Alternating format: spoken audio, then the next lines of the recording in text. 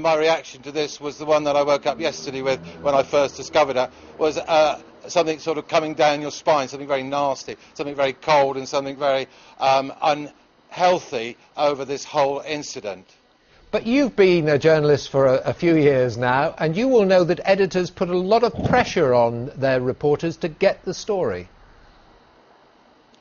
They may well do that, Stuart, in certain parts of Fleet Street. We put lots of pressure on our young journalists to get these sorts of stories, but I think people have forgotten that a journalist is simply a member of the public who goes in and asks questions within a framework of a civilised society and within the law. What we do is no different to what any member of the public is entitled to do, is to answer questions. We simply get paid to ask them on their behalf. And the idea that a line was breached on this particular instance over many, many years is just absolutely staggering beyond belief. And now to bring it so closely home, I think we almost tolerated it a little bit when it was to do with celebrities, although that was bad enough. But, you know, to bring it back home to Cambridgeshire and the way that it's now being brought home to via this is absolutely repugnant to me, repugnant to all of the journalists that I know. And what does deeply worry me is the level at which this was authorised in Fleet Street.